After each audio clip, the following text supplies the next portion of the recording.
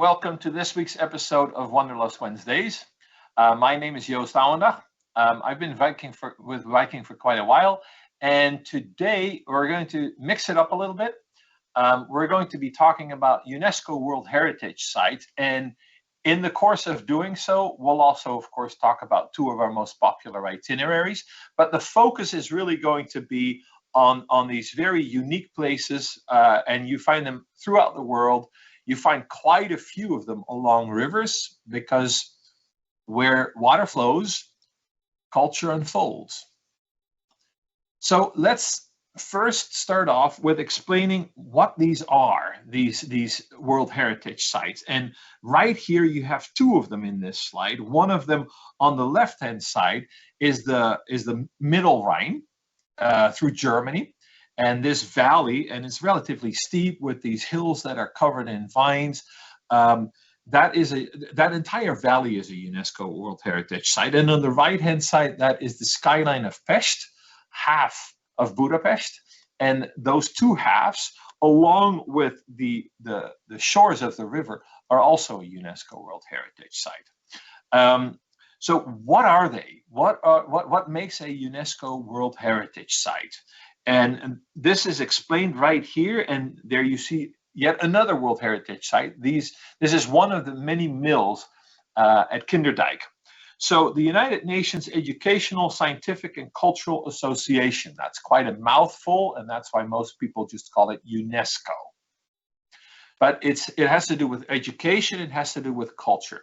It's an organization that is part of the United Nations, and there is a committee within that organization that determines from time to time which sites in the world are so important, not just for the people in the country in which these sites are, or not just for that small little community, but have worldwide significance.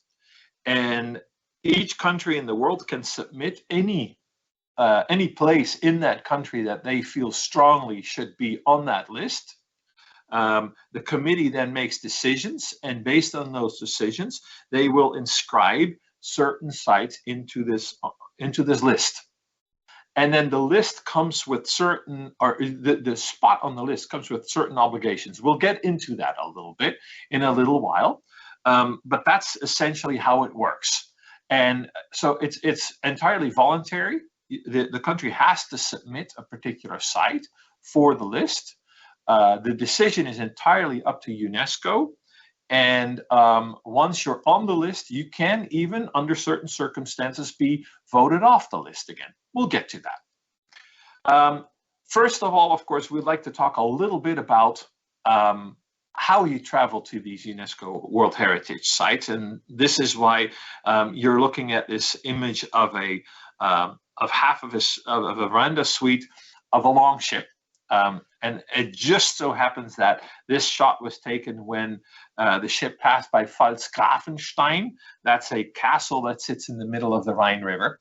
And we talked about it. That's the lower, or that's the middle Rhine, not the lower. It's the middle Rhine Valley that is a UNESCO World Heritage Site. The ships themselves, I can talk about it, but we have a little video. James, if you could put that in, and everyone will get an idea of what it's like, what life on a longship is like.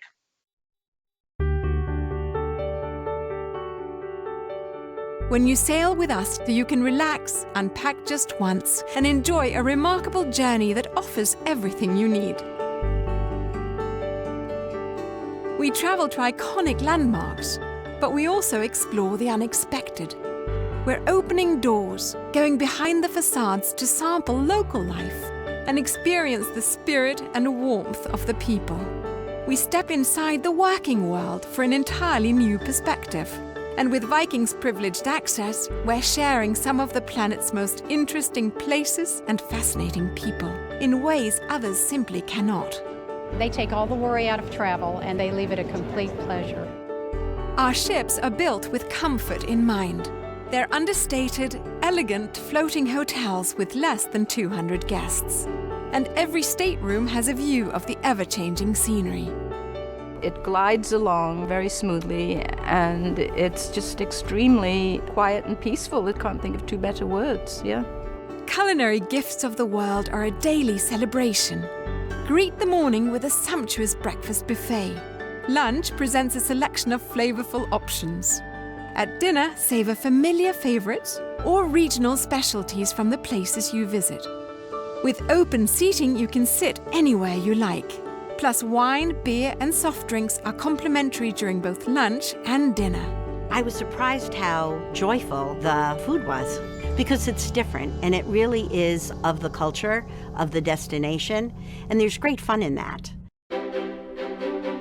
As you sail, intellectual pursuits focused on the countries you're visiting will keep you engaged. Lectures on history, cooking classes, and hands-on demonstrations expand the mind and satisfy the taste buds. And because we own prime docking locations throughout Europe, you can often walk off your ship right into the heart of the city. You're going along a small river where the towns were built, and you dock right there. So you get to really experience the little towns. Our shore excursions move at a pace that suits you. Whether you like to take it easy or set out on your own, you will have the freedom to explore your way. See what's behind every hill, or slow down and linger longer. The guest services team also assists you in making the most of your time ashore. With an impressive set of contacts along every river, we can make almost any dream possible, allowing you to enjoy your journey your way. You want something new, something exciting, something really different and exquisite, this is the way to go. Travel experts and travel agents have bestowed Viking with more awards than any other river cruise line. When you select Viking, you're sailing with the world's top-ranked river cruise line according to noted travel authorities such as Cruise Critic, Condé Nast Traveller, Travel and Leisure, National Geographic and Travel Weekly. There's a reason our guests have awarded us a 99% customer satisfaction rating. So confident are we of meeting and exceeding our expectations, we're the only river cruise line to guarantee our award-winning service. Come on board and enjoy the difference while exploring the Viking way. Local life, working world, and privileged access. Viking, the world's leading river cruise line by far.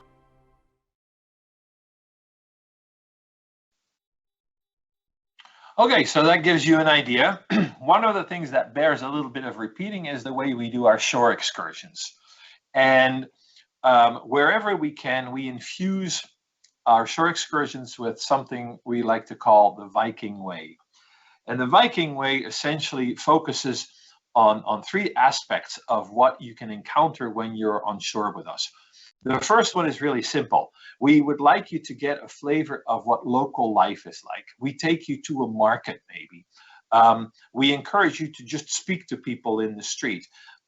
We obviously want you to see Cologne Cathedral and palaces and other grand buildings, but we also want you to get a sense of what it's like to just live in these towns. A second way of approaching the ports that you visit is what we call the working world experience. And there we take you into a factory or onto a farm or into a vineyard, but not so much just to have a look around, but to really understand what it takes to keep a business, be it a farm, be it a vineyard, be it a factory, to keep it running and what it involves in the daily lives of people. How do people make their money, essentially? We think that that's a really interesting way of looking at a destination as well. And finally, over the years, we have gained access to places and to people that you would not normally be able to gain on your own. When you're traveling through Europe, and we'll come up with a few examples here and there. When you travel to Europe on your own, you can see a lot of these destinations that we take you to, but there are some places that you will not have access to. And because we have a long history by now of meeting the people in their ports and meeting important people in these ports, we're able to offer you something that no one else can. So those are the three things that we offer in the way of the Viking Way share excursions. And now we're going right into the Rhine from Amsterdam to Basel. I'm going to just say this out loud, and I'm pretty sure I'm going to be correct, but I'm quite sure that we have about one UNESCO World Heritage Site for every day. Pretty sure. Not entirely, but pretty sure. Let's see how far we can get. So the Rhine getaway takes you from Basel to Breisach in Germany. That's really just a little north of that point where Switzerland, Germany, and France meet. Then the next day we take you to Strasbourg, World Heritage Site. On day 4, you will be going between Spire, World Heritage Site, and Rüdesheim at the start of another World Heritage Site. You will then on day 5 see Koblenz and what's around Koblenz. You're still in a World Heritage Site. Cologne in Germany has a World Heritage Site.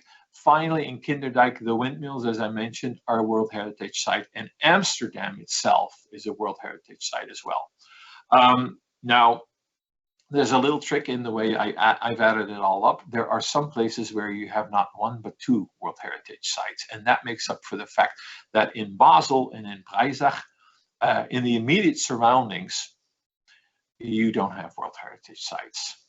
But you're still in a beautiful part of Europe. Okay, and to get an idea of what the Rhine getaway is like, we have another little video. James? Our Rhine getaway itinerary presents all the highlights of the legendary Rhine in just 8 days. Your journey begins in timeless Amsterdam. Soak in rich colours amid the stained glass of Cologne's Gothic Cathedral. Explore the mighty Ehrenbreitstein fortress that overlooks Koblenz and enjoy an evening stroll along the cobblestones of Rüdesheim. With dawn comes Spire, a quaint German town on the Rhine's west bank, where you can marvel at the architectural splendour of the city's Romanesque cathedral.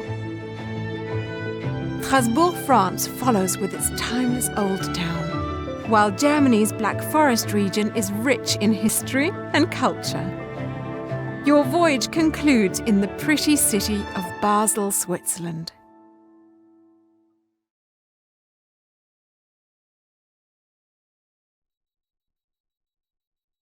So here we're in Strasbourg, and the old center of the city, and you've seen this in some of the slides. There's a handful of things that come together here. First of all, it's this magnificent Gothic cathedral that towers over the city.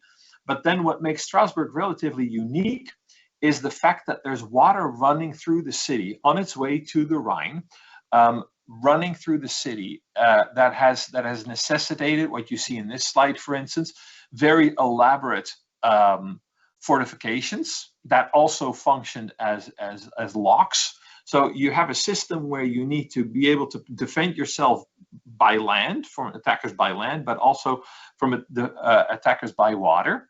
It is also, water, of course, brings with it industry. And in this next slide, and this is now a wonderful, beautiful part of the city, and therefore it's so, it's so good that it's a UNESCO World Heritage Site. But this is a part of the old city where they used to have a lot of industry, and one of the big industries there was tanning, hide tanning, leather tanning, which creates great industry, great wealth, also an incredible amount of terrible stench. That industry has completely disappeared, of course, from this quarter, and this is now probably one of the most beautiful places anywhere along the, especially I would say between Basel and maybe Mainz or so. It is one of the most beautiful cityscapes that you could encounter, and it's, in general, it's one of the most beautiful cityscapes I think you could encounter anywhere in Europe. And while it is in France, there's no other city in France that looks quite like Strasbourg, and that has to do with the fact that it is in this border region. It sits right on the border between Germany and France. And actually, you cross the river, you cross the Rhine River, you're in Germany. when you go to Strasbourg. The next port that we visit that also has a UNESCO World Heritage Site is Spire. And you see here, this is a shot, it's probably taken by a drone or maybe by one of the towers, but this is from atop the roof of the cathedral in Spire. And in certain cases in Germany, they don't call a cathedral Kathedrale, which is the German word. It is dome. A dome is a particular, it usually is used for cathedrals that really kind of have are so large that they completely dominate the cityscape. The unique thing about Spire is, and you see some beautiful shots here, it's a beautiful little town, but the cathedral itself, measured to the size of the town, is just enormous. And it's not very elaborate. It doesn't have a lot of ornamentation, but it is a cathedral that is close to 1,000 years old by now. And that makes it so unique. The fact that even back then they were able to build so large, that makes this cathedral so unique. The dome in Spire. Here's another really good shot. This describes a shore excursion that we offer. The standard shore excursion, or the traditional included shore excursion that you have here, focuses on the history and obviously on the architecture of Spire. And this is kind of the main street that you see here. There's a beautiful, it's not so easy to see, but there's a beautiful Baroque building here on the left-hand side. So Spire reflects hundreds of years of history and hundreds of years of architectural styles. And you could easily be forgiven for mistaking the city as synonymous with just the dome itself, but there's a lot more to see. And we show you that as well, of course. And then from Spire, we make our way into that middle Rhine. This is just one of many great shots that we can get with our ships as they come through the valley. The vantage points, the best vantage point obviously is from the river, because you get to look up at all of these castles and the little villages with the church steeples.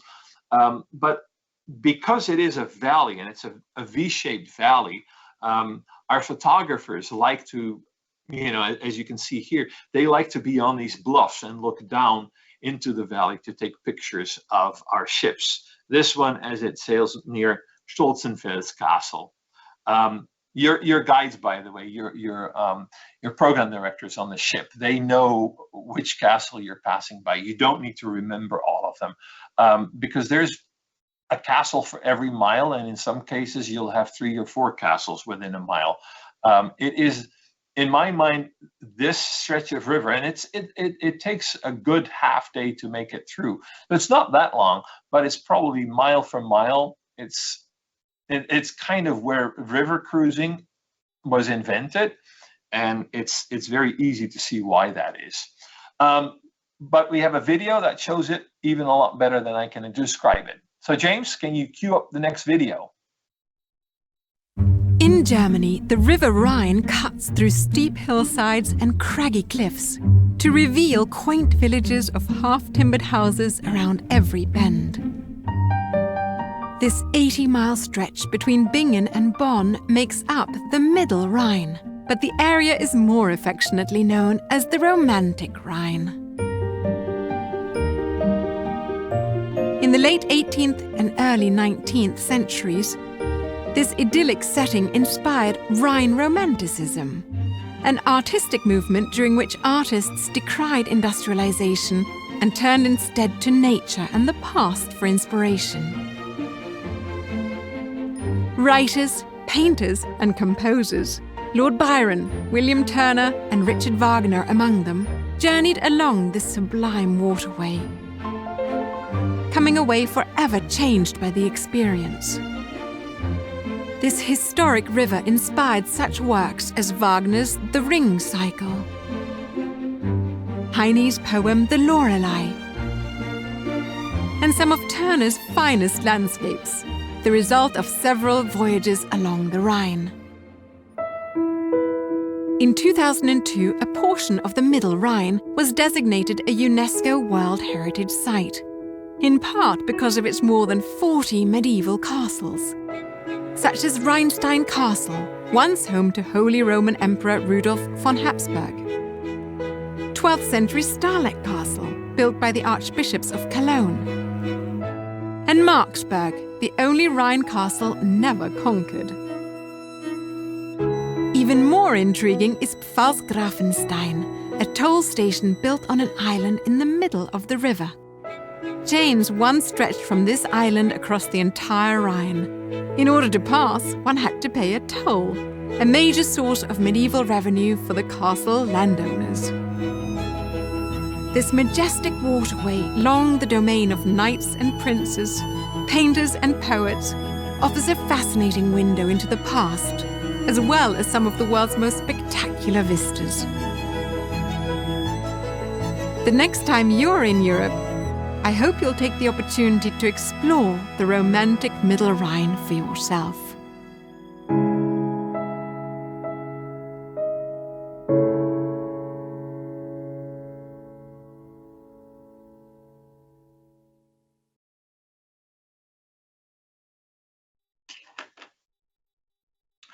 Okay, and at the beginning, as I mentioned it earlier, at the beginning of that section of the Middle Rhine, and that's when you start in Basel, obviously, when you're headed downriver, is the small town of Rüdesheim.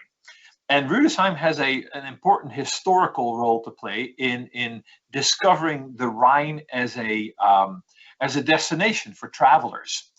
And it's kind of made its money that way over the years. So some people find it a little over the top, but there is something quite charming about the fact that this is a town, and it has a lot of vineyards around it. So there was when the first visitors start to arrive, there was a very obvious way to entertain them, and it was really just to pour the wine from the region. So it's one of those places where you can literally kind of sail by the grapes, stop, drink some of the wine, and sail on, and then you'll see the hills, and you'll be able to say, okay, that must have been where we got our wine, and that still makes it kind of charming, even if it's it's I'll say it's a little on the touristy side, but most people really still enjoy it very much.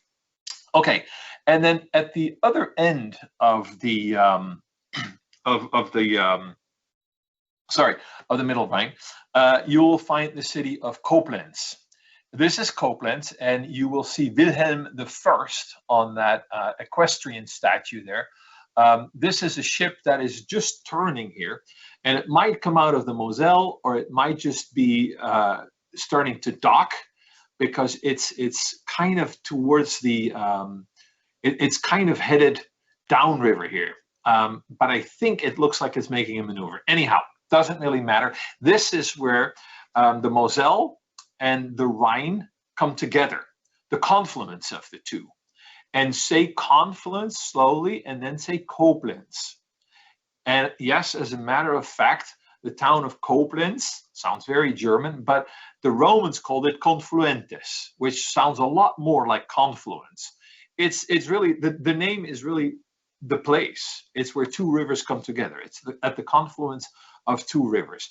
From Koblenz, one of the things that you can do as an optional excursion is heading up on the other side of the river a little bit, and you can visit Marksburg Castle. That is the one castle along the Rhine that was never restored, that was never destroyed during one of the many battles that was fought in that valley. So it is the most authentic of all the castles that you can find along the Rhine. A word to the wise, it's something that you can do when you're relatively in good shape, because, well, you know, they've tried deliberately not to do too much in the way of so-called improvements to make it look like it would have in the 14th century. And that means that the ramp up into the castle is relatively steep. In the castle itself, there are some of these stairs that turn and turn and turn, and it's all really something that you can greatly enjoy, but you have to be in relatively decent shape, I would say. Then the next place that we take you to is Cologne. Oh, but James, hang on, sorry. there's a video on Marksburg Castle before we go to Cologne. Let's watch that, because it's a really good one. I love that one.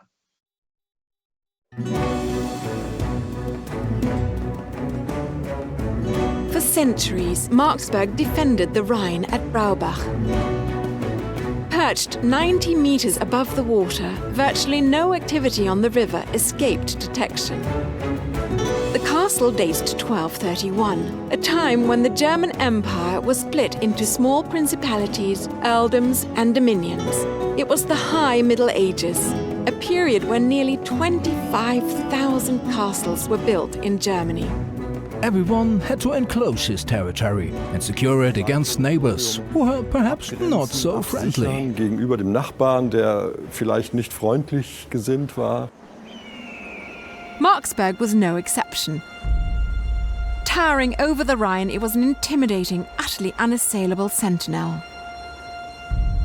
Even now, you can almost hear the echoes of well-trained soldiers and brave knights on horseback, relentlessly patrolling, ready to defend the castle's 4 gates. Time proved Marksburg impenetrable. With the castle's location and extreme defensive ramparts, it's little wonder that after 8 centuries, including an attack in World War II, Marksburg still stands as the only Rhine castle never to have been conquered. The idea of attacking Marksburg was so daunting, most armies quietly passed by. So the castle was usually defended by just 10 to 15 people during the Middle Ages. Im Mittelalter. Those invited into Marksburg discovered the castle was anything but opulent. Instead, life here was relatively Spartan. The original owners were the powerful Lords of Epstein, while characters like John the Belligerent and Count Johann the Warlike, who was the last aristocrat to occupy Marksburg, played a large part in shaping the castle as it exists today. While there are no ghosts here, Marksburg does have an eerie tale. Legend has it, the first count's daughter was set to marry a knight. That is until Saint Mark appeared. In the castle's tiny chapel, his spirit became visible and he revealed the knight was actually in league with the devil. Eternally grateful, the castle was renamed Marksburg. That's the only supernatural event that we know of. Von denen wir wissen. In the early 19th century, the castle fell into Napoleon's hands and he gifted it to the Duchy of Nassau. Then, in 1900, the German Castles Association, a private heritage foundation, bought Marksburg to preserve and protect it. Today, this stunning icon is home to a different kind of treasure. An immaculate collection of armament fit for a fortress such as this. More than 2,000 years of shaped steel and chainmail documenting the evolution of armor. Life along the river has changed a lot with the centuries, but towering Marksburg Castle stands strong. It's an impeccable time capsule here on the Rhine. Sei Dank schneit es nicht so oft hier am Rhein.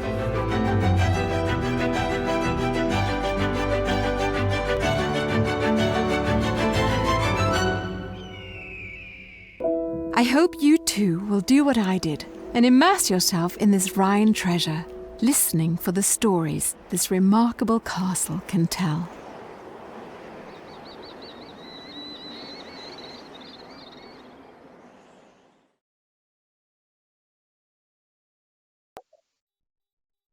See, we couldn't miss that video, James, because the shot where the drone is slowly removing itself from Marksburg Castle, that is spectacular. All right, on to Cologne. So Cologne is our next stop, and this is a beautiful shot. This is the setting sun over the Cologne Dome. We've now learned that dome is something for a really big cathedral.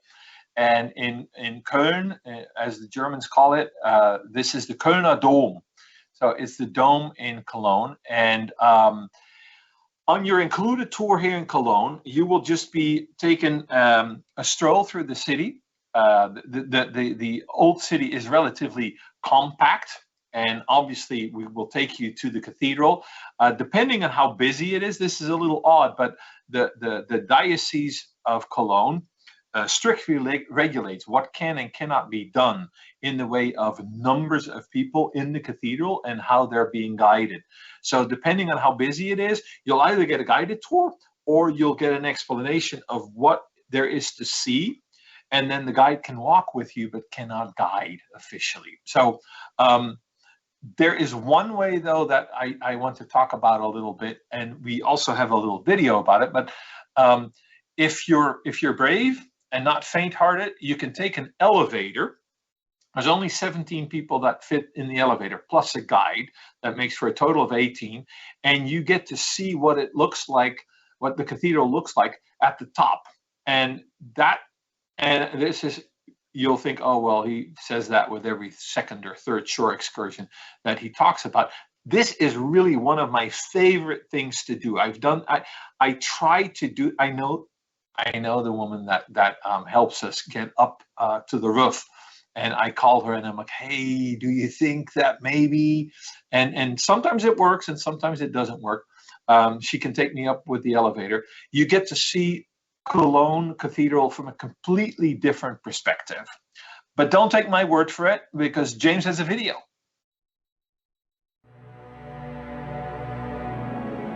Infinity made imaginable is how philosopher Samuel Taylor Coleridge described Gothic architecture. Stand inside a cathedral from this period and you'll understand what he meant. The walls extend almost infinitely high above, as if climbing to heaven. It was the powerful state of France that started the transition from Romanesque, a grounded, solid architectural style characterized by thick walls and round arches, to the soaring new heights of the Gothic style in the early 12th century. Innovations such as the ribbed vault and flying buttress created a lacy, almost ethereal quality to the new cathedrals, which boasted high walls, pointed arches reaching to the sky, and windows bathing interiors with heavenly colored light. The stained glass not only contributed to the holy atmosphere, but also illustrated biblical stories for the illiterate masses.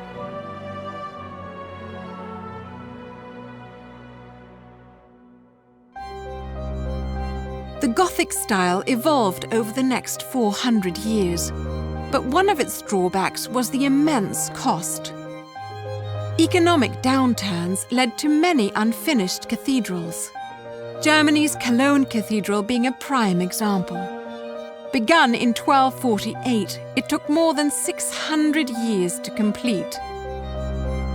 With the dawn of the 16th century, architecture came under the influence of the Renaissance, as Europe entered a new age of humanism and departed from the focus on God and the afterlife. So it was that, along with a change in emphasis from the heavenly to the temporal, architecture too changed forever. The Gothic cathedrals of Europe endure as monuments of ingenuity and faith. These testimonials to a bygone era where religion was the center of life never failed to inspire awe. When you visit Europe, be sure to spend some time in a few of its grand cathedrals. Explore Cologne Cathedral, or perhaps view Monet's beloved Rouen Cathedral. Take a moment, pause in silence, and look up. You may even catch a glimpse of heaven.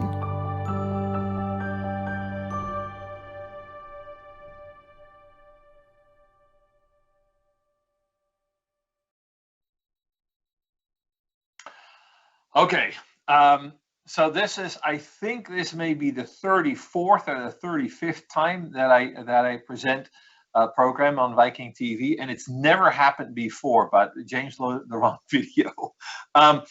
great video of architecture, Gothic architecture in particular. But you can go on our website and watch the video that is specifically about the roof of Cologne Cathedral. Just do it, and then we talk about something else real quick, James. Like I said, it's never happened. It will never happen again.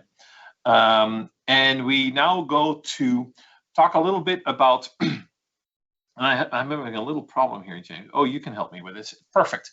Another World Heritage Site that's just outside of Cologne, and this is why I mentioned, this is one of those days where you have two World Heritage Sites not too far apart from each other. All along the Rhine, you had these small little fiefdoms, bishoprics, people that were not kings or emperors, but had an incredible amount of power and an incredible amount of wealth. And so along the Rhine, you will find a series of Baroque palaces. And the palaces in Brühl are by far the best known and the most beautiful of these. And during the afternoon that you have in Cologne, we can take you to the Augustusburg, which is a highlight of German Baroque architecture. It was designed by Balthasar Neumann, who was so famous, as a matter of fact, that for years he was on German currency. They have the euro now, so Balthasar Neumann has disappeared from the currency, but he was really a very, very important person in the 18th century of Baroque architecture. And it's one of the optional excursions that we offer. It's a little bit of a drive. It's not very far. It's about a half-hour, 40-minute drive. And you don't just get to be in the palace itself. You also get to have a really good look around in the gardens. Then we are almost, we left Germany with this particular shot. Of course, these are the windmills at Kinderdijk. And that is the day before disembarkation in Amsterdam. Windmills at one point dotted the landscape in the Netherlands, not just here and there, but almost everywhere. There were thousands of windmills, and there's now a few hundred still left. There are 19 of them at Kinderdijk, and these particular mills were used as pumps. And a windmill in the landscape is kind of a very pretty thing to look at. And you don't recognize, or you don't realize, that in the 16th and 17th century, these were machines. This is what industry looked like at the time. These are pumping stations that pump water from a very low part in the Netherlands into a river that actually sits a little higher than the surrounding land. And it was for a long time the only way to keep the land where the cows graze and where the Dutch get their cheese from, to keep that dry. Today, that's all done mechanically, so these machines are no longer strictly needed, but because they're a World Heritage Site, one of the reasons why it was inscribed, these specific windmills and not a whole lot of others, is that these are kept running. So people live in these mills. That was always the case. These larger mills had the miller and his family live in it. And here people can live in these mills even today. They don't pay an awful lot of rent, but they are obliged to keep the mills running. And that is expressed in a certain number of turns every year. So you have to do a few tens of thousands of turns every year. And some families just do the minimum, and some people really, really enjoy the milling life, and they do a lot more than they actually strictly have to do. So that's the Kinderdijk windmills. And then you find yourself the next day in Amsterdam. We do a lot of different things, by the way, around these mills. This is another one of those places where we know some of the millers on a personal level, and we've set up a bicycle tour around the windmills. We take people on an old restored barge that we paid for. And these barges used to ply the canals of much of Holland in the up until about the mid-19th century. As a matter of fact, they were used as public transportation. And one of them we have that was actually the one we used was originally a converted freight barge. and we had it restored, and we now take people on that barge to one of the mills that is normally not open to the public at large. And again, that's a tour that you can book as you book your cruise. So then eventually we will make it to Amsterdam. There are a few more shots of a windmill. Yes, you can. I see cheese here in this slide, and yes, you can visit a farm where they make cheese. And this is not a cheesy cheese farm. This is not one of the things that you find just outside of Amsterdam where there is, a farm turned into a tourist attraction. This is a real farm. That basically means you get onto the farm, and if a cow has done something bad in a stable, well, you just have to make sure that you don't step into it. But you might get your boots a little dirty. We want these visits to be authentic. This is a working world visit, and we want you to understand what a cheese farmer does for a living in the Netherlands. So then eventually, and I've mentioned it now a few times, but then we make it to Amsterdam.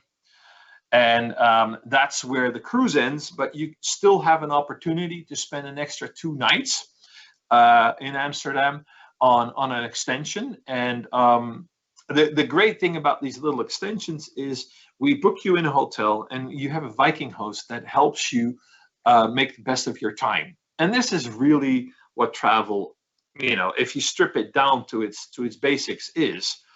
We help you make the most of your time. That's what organized travel is about. And you can do that on a ship, or you can do it in a hotel with someone there who's a local expert who can tell you where to go, at what time to go, what to do when, where to go for a particularly interesting dinner, and so on and so forth. And yes, the UNESCO World Heritage Site that you visit, that's kind of where you stay, because the ring of canals around the old city is what makes Amsterdam a UNESCO World Heritage Site. And then we switch gears, and we're moving on to the Danube. And here again, there's a whole string of World Heritage Sites along this river. As I mentioned earlier, where water flows, culture unfolds. And this is certainly the case between Budapest and Regensburg in Germany. I'm looking real quick, and I think I'm good again. Budapest, you spend the first day after embarkation in Budapest. We just decided to go with Budapest to Regensburg for this particular presentation. And in Budapest, you have a World Heritage Site. That is the city itself. In Vienna, it's the city itself. Krems, you're in the Wachau. And the Wachau Valley is a World Heritage Site. In Passau we have to skip. But in Regensburg, again, you're in the city itself is a World Heritage Site. And then and we're not going to Linz this time, so I cannot sneak in a heritage site in Český Krumlov. That's in the Czech Republic. But we have a second itinerary.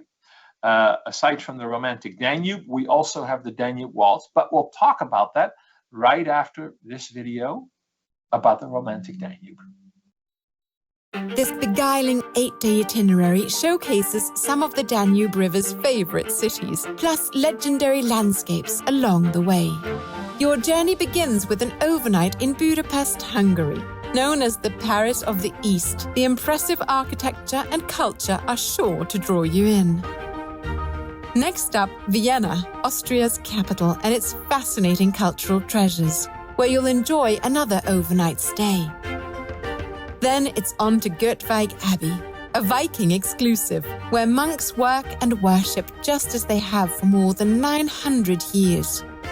You'll sail on to enchanting Passau, Germany, a quaint town that in ancient times was once a Roman colony. Your Viking journey concludes with an overnight in charming Regensburg, giving you plenty of time to explore the heart of its medieval city centre, a UNESCO World Heritage Site.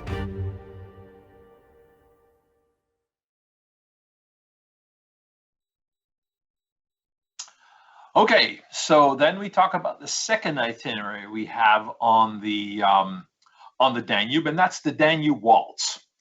The Danube Waltz, and in this case we have again said we'll just go from Budapest to Passau in this case, looks somewhat similar, follows a similar course, but basically sets different accents.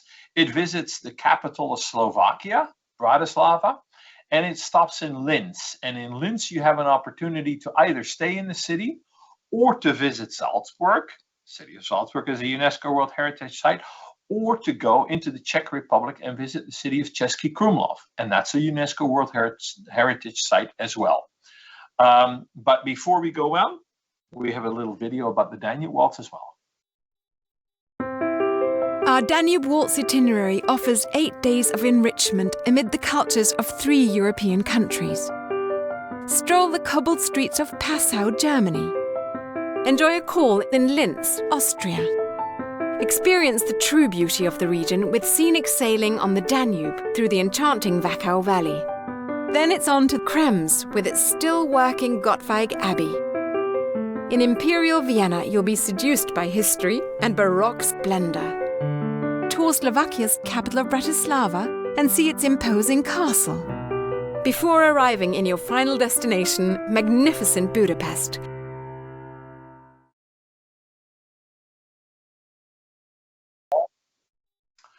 Okay, we start on both itineraries. As I mentioned, we start in Budapest. And here on the included tour, you will find yourself along Andrassy Avenue. This is, we're skipping a little bit ahead, but I wanted to mention Budapest for a moment. This is the Wachau Valley again already. Maybe this is a slide that is, there we go. Thank you, James. So this is Budapest. This is Budapest overlooking Pest from the Buda side.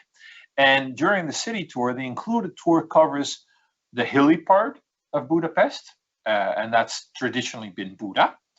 And then the flat part that you are overlooking here in this slide, and that is Pest.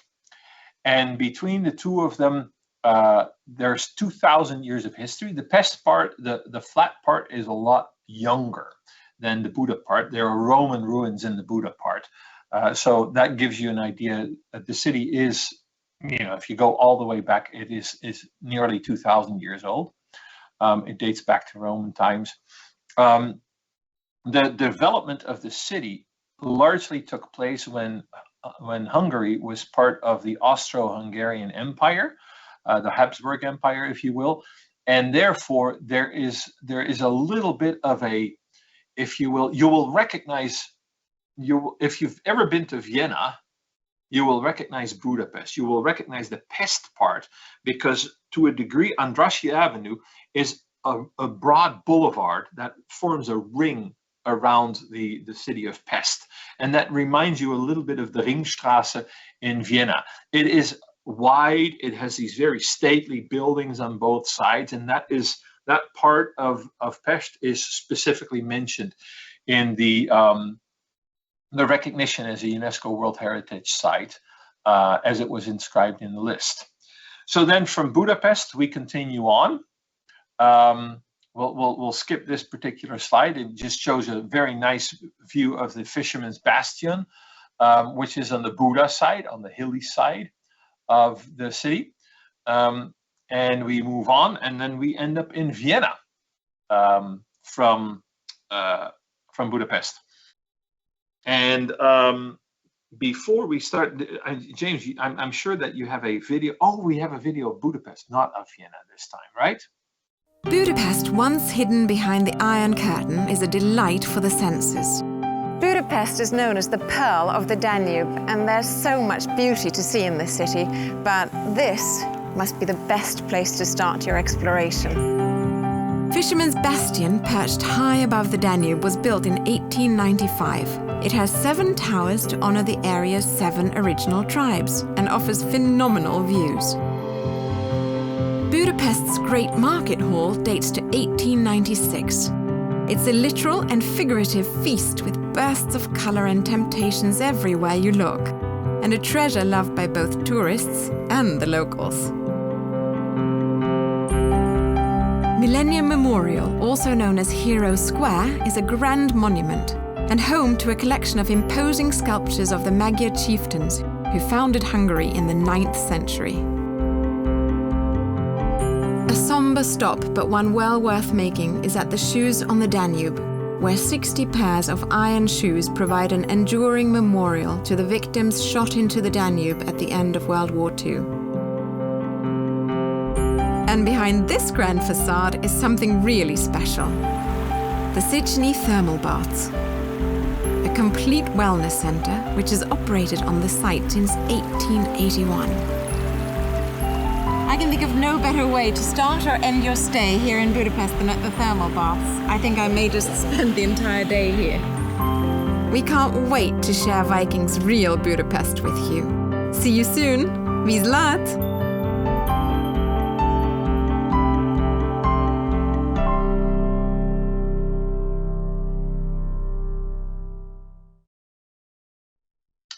Okay, and then from Budapest, you will find yourself in that other Central European capital of the former Habsburg Empire. This is Vienna.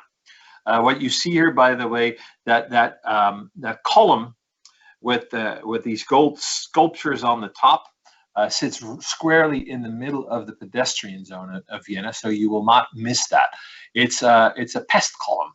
These were erected after the Black Plague killed millions in Europe, as a thank you to God for taking the plague away again, and hence the name pest columns. Vienna, of course, there's an awful lot to do, and depending on how much of an accent you want to put on Vienna, you would want to choose one or the other. The Romantic Danube has, or the Danube Waltz has a little bit more time in Vienna. That's important to keep in the back of your head. You could spend a week in Vienna, of course, but you know, if Vienna is the most important city that you look at as far as the itineraries are concerned, this would be an easy way to separate the two for your planning purposes. This is the Hofburg.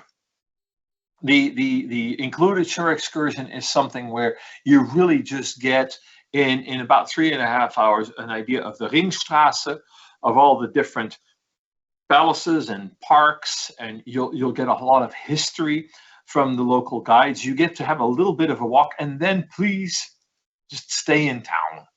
If you have an excursion booked in the afternoon, go back to the ship, have a quick lunch, and then be on your way. But if you have an afternoon at leisure, just stay in town, have a little bit of a local meal, and then spend a considerable amount of time just exploring Vienna.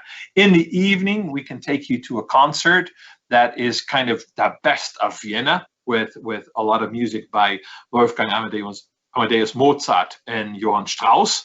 And on rare occasions, we have our own private concert by someone that's very near and dear to us. And James, maybe at the very end, if we can show a video, then that would be great. If we can't, Alma Deutscher is her name. And what you should really do is just, when you book, ask if any Alma concerts are planned for this particular voyage that you're taking. She's not constantly available. She's a prodigy that played music from a very, very early age, that started composing at a very early age, and is really worth, you know, if you're into classical music, it's worth at least asking before you book if we have already scheduled an Alma concert on that particular cruise. Schönbrunn is another optional excursion that you can take. It's a grand palace.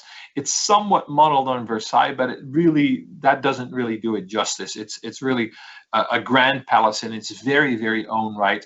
It was built for Maria Theresia, and she ruled from there. Was one of the very important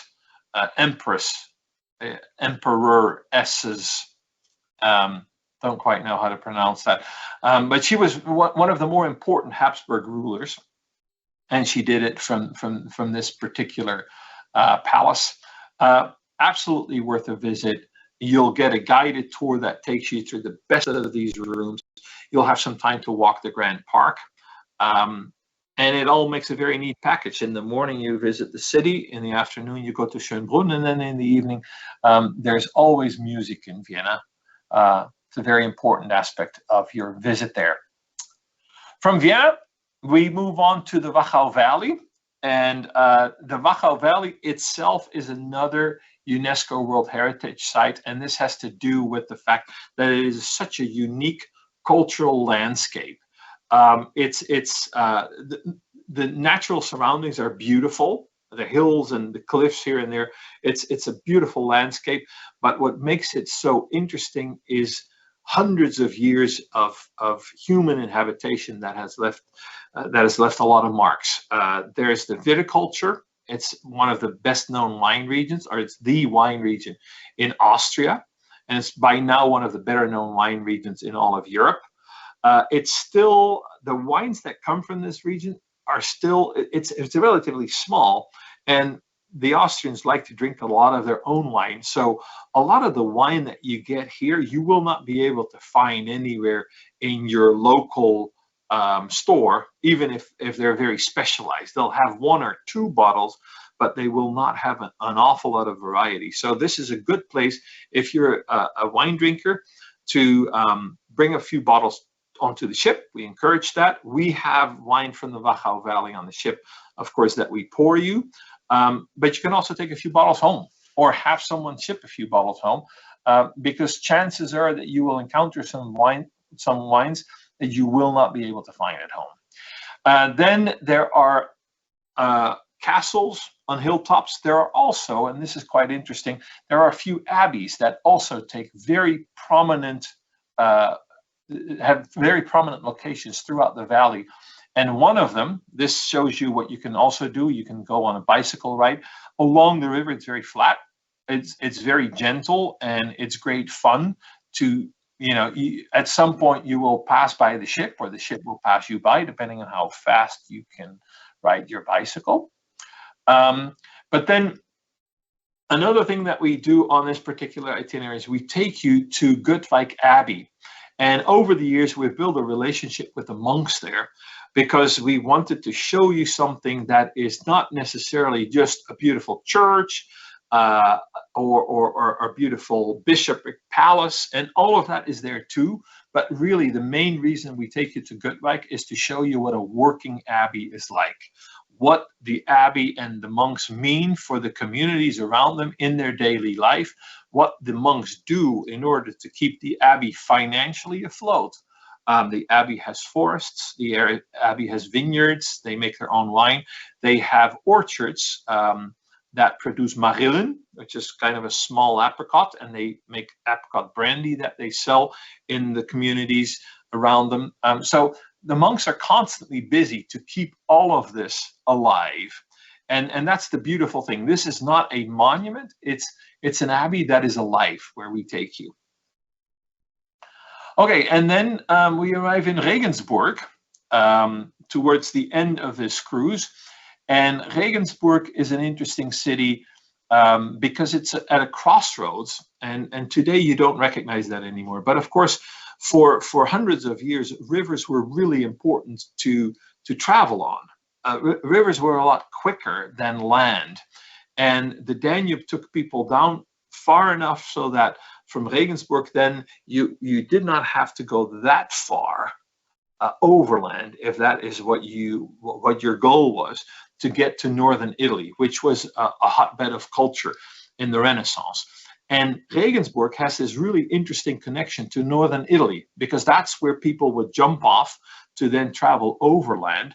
And you see this in the houses, where in Italy, and this is very well known in Italy, you have these towers in the middle of cities, San Gimignano, for instance, where these families build towers that look more like towers that would belong in a fortress in the middle of towns. And there are quite a few of those left in Regensburg. And of course, like most of these cities that played a prominent role throughout history, and Regensburg still has a university, it's still quite a prominent town. It's not as large or as economically important perhaps as, let's say, Munich, but it's still a very important city. And that means you have layers and layers and layers of history to peel away. And just where you see the ship docked, it's really just a 5-minute walk to a remnant of a Roman wall that still exists. That bridge in the background, that thick stone bridge, is one of the oldest bridges across the Danube anywhere. And there's a restaurant right next door that has right next to the bridge. It's the oldest restaurant in Germany. Worth it. They only do sausages and sauerkraut, small little sausages and sauerkraut. Go there, do it. It's good. It's good. Very different from anything that you would have in your traditional German restaurants. It's a small little hole in the wall. Okay, so this gives you an idea of the the general city tour. And one of the things that you will encounter, this is not just in Regensburg, it's in a lot of other German cities as well. These bricks, if you will, these bronze bricks in the pavement, they're called Stolpersteine in German, and that means they're stones that you stumble across.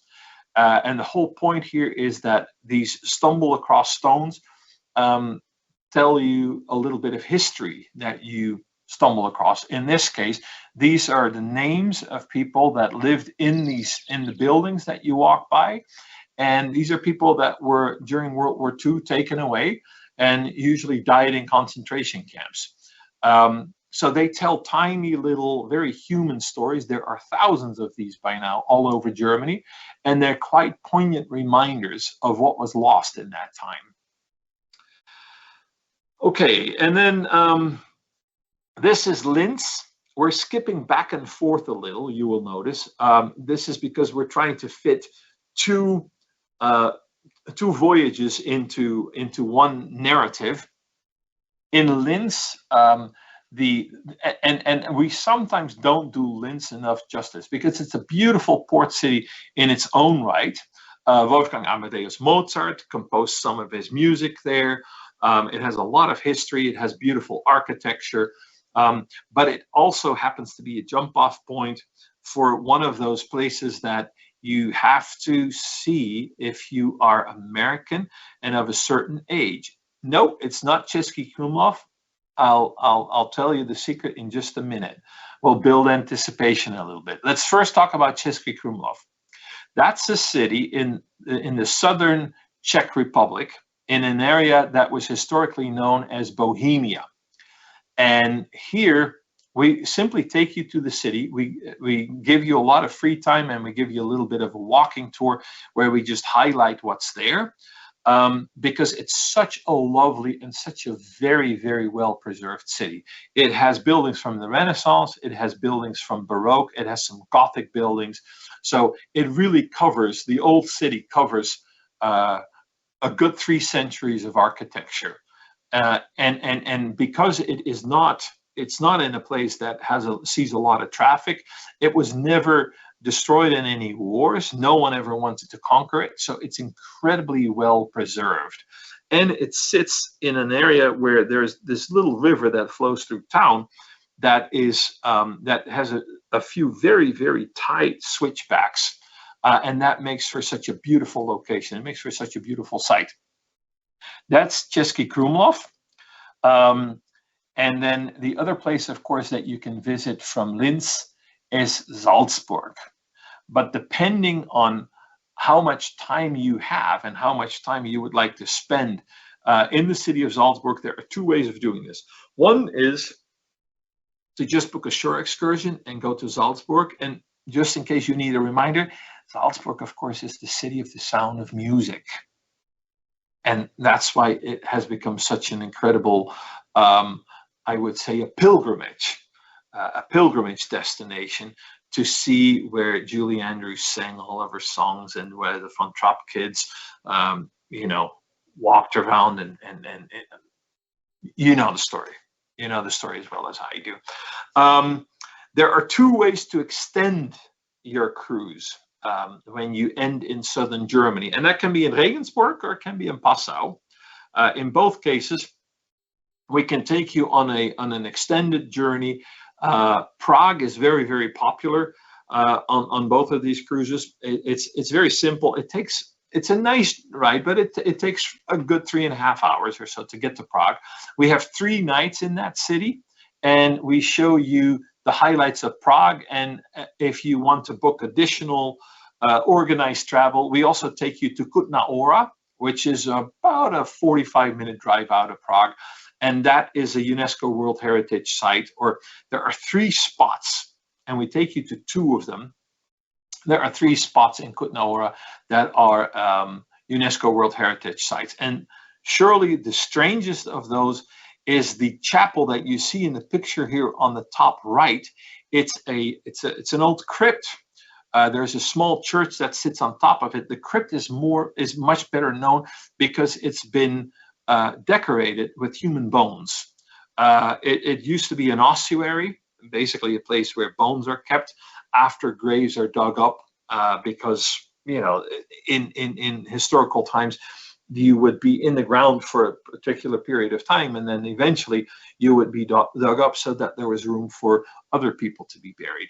And these, in this particular case, the ossuary eventually became a place where the human bones were used to decorate the church. So it's quite unusual. The other extension that is offered here on the Danube Waltz, and that ends in Passau, is a 4-night extension where you have essentially you continue your completely guided experience on a coach that spends 2 nights, where you spend 2 nights in Salzburg and 2 nights in Munich. And both are incredibly interesting cities in their own right. Of course, Salzburg is best known, a UNESCO World Heritage Site, as not so much. The Sound of Music came later. Salzburg has again hundreds of years of history.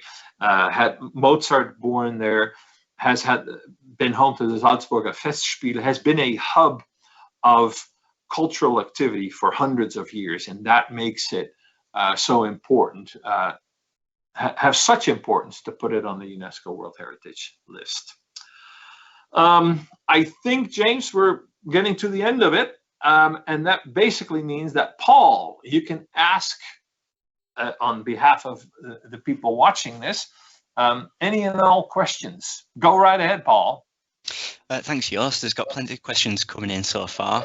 We've got a few regarding water levels, so I'll ask them first. So Sinley, Marshall and Arthur from the United States are asking if you can talk about the river water levels, if and how they impact cruise schedules, what the current water levels are like on the Danube and the River Rhine, are there better times of the year to schedule a river cruise to ensure there is sufficient water in the river to cruise, and finally, when is a river at its high point? Okay, that's a lot to unpack. Okay, let's and I'll give a somewhat extensive answer. Maybe you'll just tell me when it goes on too long. Essentially, there's no high point that is predictable on any European rivers. This is a temperate climate we live in here, and that basically means that rain falls throughout the year. And there are certain times of the year, obviously, when there's more. In fall and in spring, there's more rain than in winter and in summer. But overall, there's a reasonably good spread of water. And that basically means that you can have a little bit of high water or a little bit of low water at any time of the year. Granted, in summer, it's more likely to have low water than to have high water, but it is not as predictable as it would be if you were, let's say, in the American West, where rivers just, as a standard, have water in them with snow melt, and then stop having water because the snow is all melted. And, the American West, by and large, is a very dry climate. And that's when rivers start to dry up. Anyone that's ever been to Yosemite National Park, let's say in September, will find that there's no water in most of the waterfalls. That's not the case in Europe. It doesn't work that way. There's like I said, there's water throughout the year. So that makes it much harder to predict when you could not sail. Now, to that particular topic, because I know it's been in the news quite a bit in the US, and I think European rivers got a bit of a rough deal there. It's important to understand that you would need to, really the best way to book is to just figure out, okay, well, this is when this is when I can get a dog sitter. This is when, this is when it fits us best, and not try to kind of work your way around high or low water, because it is somewhat unpredictable, and it happens far less than some media might let you believe. We always have a handful of cruises that have a little bit of a disruption because of high or low water. The thing is, we have a lot of ships, and we can swap ships. We do that quite regularly, and it's something that the crews of these ships is very, very used to. So it is very seamless. This is one of the reasons why our ships all look alike. You would find yourself, let's say, in cabin 202 on one ship, or in stateroom 202 in one ship, and you would move after a ship swap to another ship. You'd be in the same, it would be in the same stateroom, and you'd have a hard time. You'd be able to tell because some of the staff would not be the same, but you would travel with some of the ship staff. Some of the key ship staff would travel with you, and we have gotten this down to an art over the last 20 years or so. And overall, it has to be really low or really high before we start to hit very major disruptions. It doesn't happen nearly as often as one might think based on some of the coverage in the media. I thought it was a little strange, honestly, and I'm ranting a little bit. I'll get off my soapbox in a minute, Paul, I promise. I found it a little strange that there were images that I saw in the news of the Loire Valley. That river we don't sail on, and it has very good reasons why we don't sail on it. It's a river that is not navigable for larger ships for most of its length. So it's a little cheating to throw the Loire Valley River in there. It's a river that always has sandbanks. Only when it floods are all these sandbanks covered. The same thing is true for the Elbe River, for instance. It's not unusual to have some sandbanks, and then you have where the ships actually sail, where there's more than enough water. Keep in mind that you don't need to have an awful lot of water. When they name ships, the blessing of a ship has in it, may you always have a hand's width of water beneath your keel. You need a little bit more, but not a whole lot more to be able to sail. So I wouldn't worry about it too much. Thanks, another question from John in Shepherdsville. He's asking, how many UNESCO World Heritage Sites are there in the world? Oh gosh, hundreds. I don't know the exact number, but there are hundreds of them. Maybe James, can you? No, you need to make sure that all of this works, so you can't look it up. I would have to Google it, but there are hundreds of them. Thanks, Joost. And Bernice, on a related question, is asking, please explain how UNESCO sites are removed from the list. Yes, I was going to talk about that. I almost forgot. Well, the way it works is that UNESCO looks at these sites and says, okay, this is really something worth preserving. And this is what the countries that propose these sites for the list should do in order to make sure that these sites are protected. Now, UNESCO is not a legislative body. They cannot force anyone to do anything. But they can step in and say, well, what you're doing here really has an incredible impact on what you purport to preserve in the UNESCO site. I'll give you an example. The Elbe Valley, for instance, around Dresden was at one point a UNESCO World Heritage Site.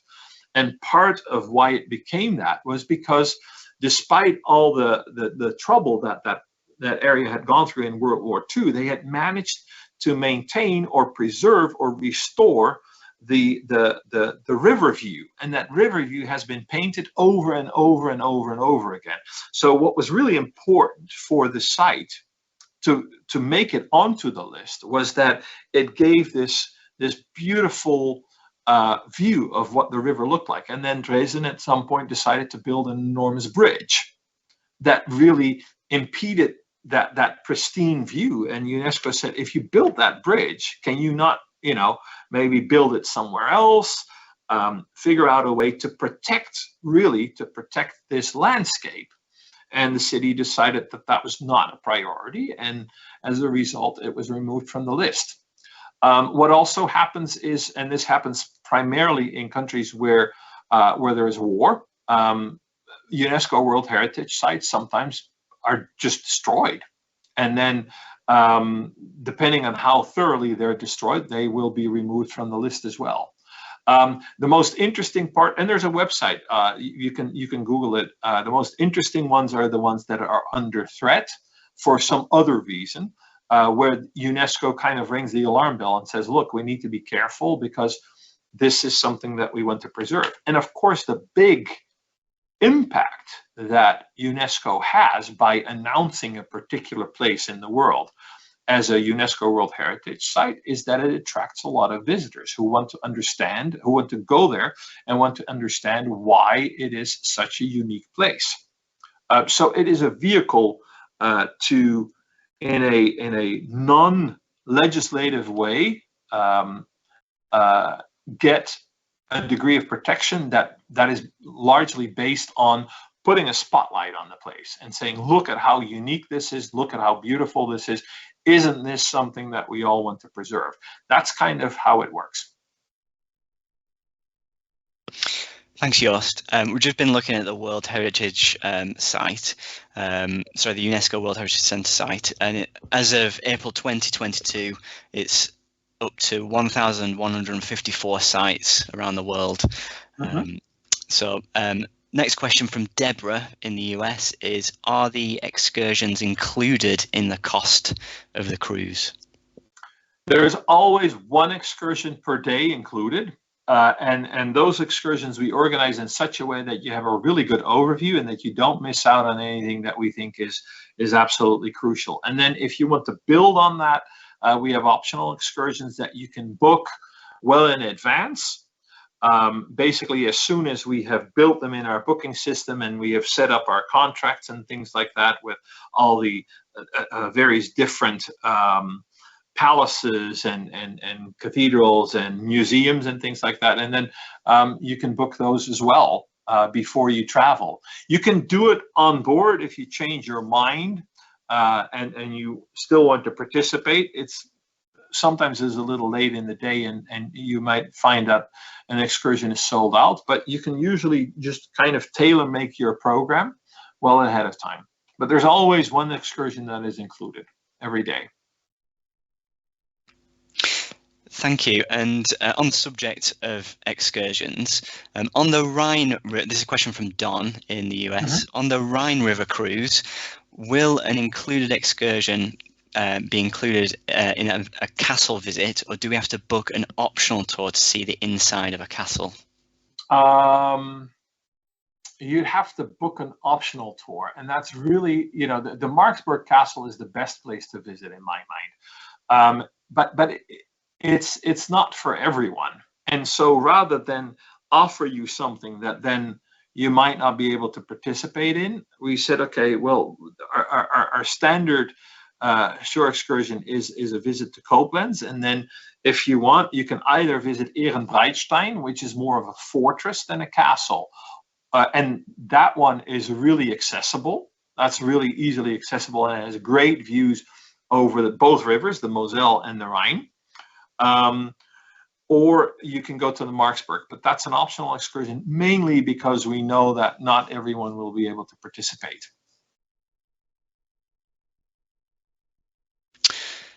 Thanks, Joost. So another question from Mark in the US.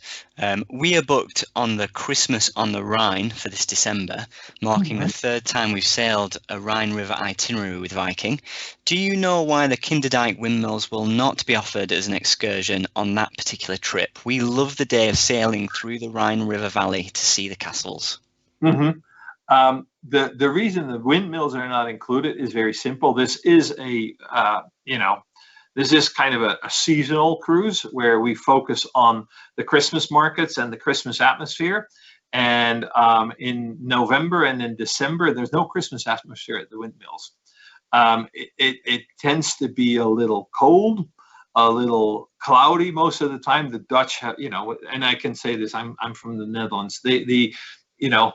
Our fall begins sometime in September, and then it's fall and winter, and it all kind of blurs because there's a lot of clouds in the sky. And then somewhere around May, the clouds part and we see the sun again. So and there's not a long tradition of Christmas markets in that part of the Netherlands. So it's just not you will not get a very Christmassy feeling among the windmills. Thanks, Joost. Tina from Charleston asks, we just returned from your cruise on the River Rhine, Basel to Amsterdam. No river level issues, cruise of our lives. Sorry, a comment there instead of a question. Then a question from Paul. We are going on the Danube cruise starting in Munich on the 28th of this month. We are also seeing the Passion Play. What are the temperature ranges for the next 3 weeks? Do we need raincoats, winter coats? Not really thick winter coats, but bring a raincoat and a sweater. And if you don't bring a sweater, you can buy these in the gift shops on the rivers. I never get tired of plugging these. They're so comfortable. You can also bring a sweater from home. Brilliant. Mervyn asks, what is the best time to visit Europe? Oh, that's a really broad question. That really depends, Mervyn, on how you like to travel. So let me take myself as an example. I don't like to be hot. I don't mind being cold because you can dress for it, and you can undress for a hot, but it gets a little unseemly. So you can't do that. So I don't like parts of Europe, Southern Europe in particular, in July and August. I'd rather travel in September or in June. And then each season kind of has its own charm. Like, I'm from Holland. The best time for me to be in Holland is in April because of the tulips, and in May because all the you have calves in the fields and you have lambs in the field. It reminds me of when I was little, and we would travel through the countryside, and it's just full of life. So in my view, there's no better time to visit Holland than in April and early May. Along the Wachau, it gets really interesting, and in France, it's the same thing during harvest time because the colors are beautiful. And the Main River, for instance, also has all these vineyards along the river. Beautiful around that time of year. Crowds disappear around October, November. If you don't mind to be in bigger crowds, you can travel throughout the year. If you're if that's high on your list that you want to have the place to yourself, go in October or go in November. Thank you. Bob from Big Spring asks, what are some excursions in Basel? So on the Rhine getaway, you start in Basel and then you take off the next morning. So you don't have a lot of time in Basel, but what you can do is book 2 nights before the cruise, and then you'll have a little bit of time to travel around. You can go to Lucerne, and Lucerne is your quintessential postcard Swiss town. You can also book an extension in Lucerne, by the way. You could spend 3 nights in Lucerne, 2 nights in Lucerne or 2 nights in Basel. And in Basel itself, the city is relatively small. The old city is relatively small. I would just spend my time walking around. I would go to the desk, meet with our local representative and say, okay, where do I go? They'll fold out a map. They'll scribble on the map where you should go, where you can have a little cup of coffee. You can have my favorite chocolate place in all of Basel. And you need to take a ferry across. Those ferries are powered by water, by the flow of the river, and they're great fun. they're like €1.50. So there's all kinds of things that you can do. You can watch actually one of the first videos I did for Viking.TV. You can Google my name, and I tell you a little bit about the city that I live in, tell you a little bit about Basel. So that's the best advice. If you want to know what to do in Basel, just watch my video. Thanks, Joost. Jim from Charlotte in the US asks, how many locks do we go through from Basel to Amsterdam?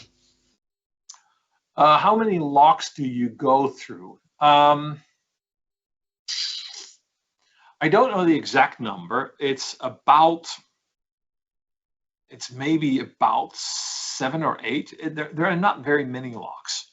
They're relatively large, but there are not very many. There are, in the Netherlands, you have some locks, and then you don't have any between Cologne and just north of Strasbourg.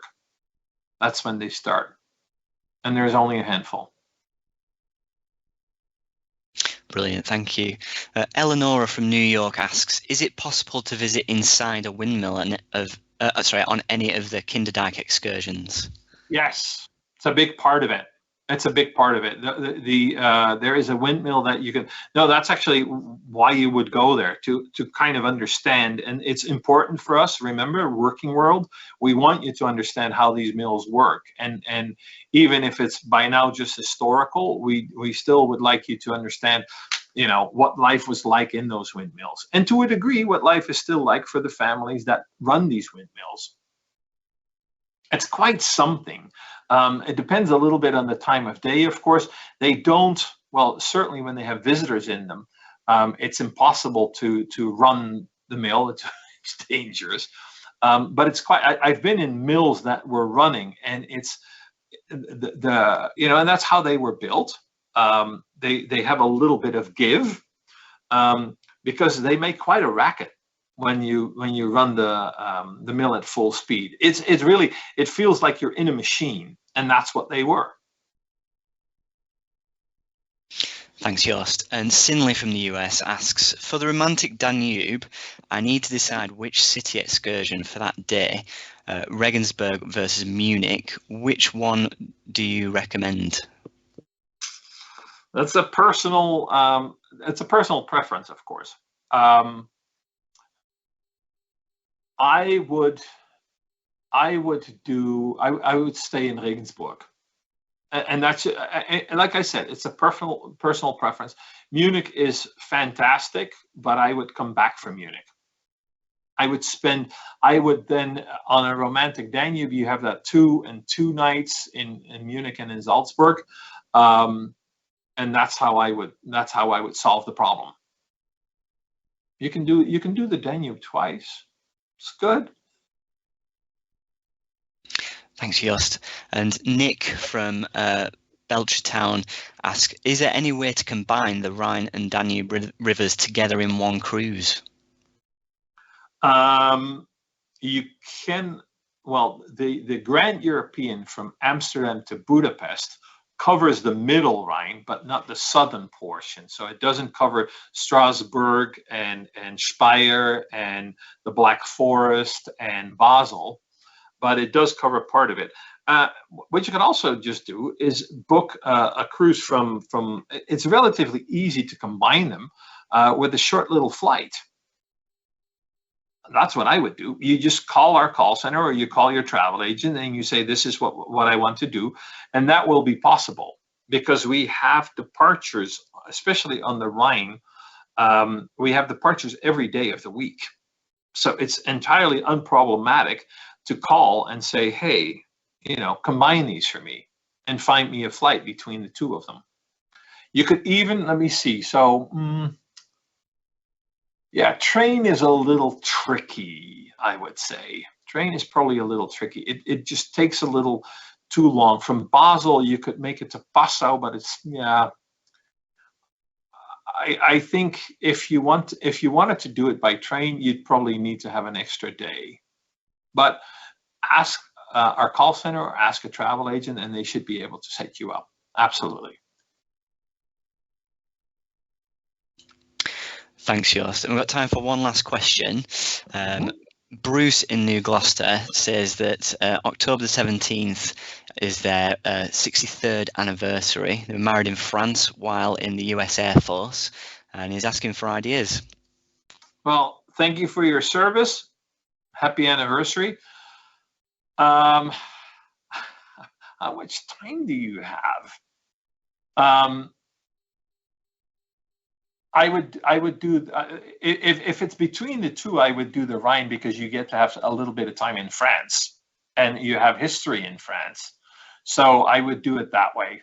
I would not, we call the romantic Danube, but the Rhine is very romantic too. So I would stick with the Rhine just because it gets you a little bit of time in France. And if you're bold, you can do this. You can, this is what, and this is not in our program, but I think this is what you should do. From Basel, the TGV, the fast train, takes about 3 hours to make it to Paris. And you spend some time in Paris. That's what I would do. Thanks, Joost. And I believe that James has found the Alma video. Oh, excellent. So let's finish with that.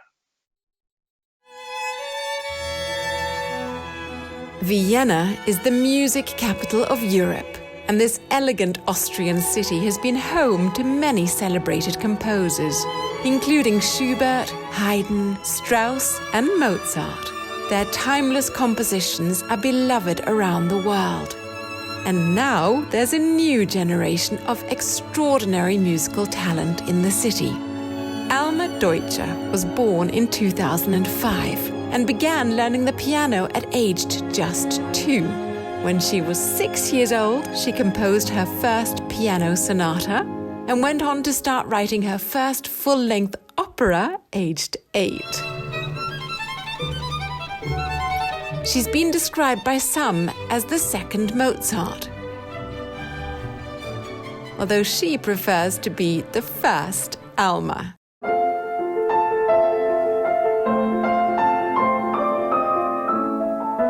And in 2019, she played a concert of her own compositions to a sold-out audience at New York's Carnegie Hall.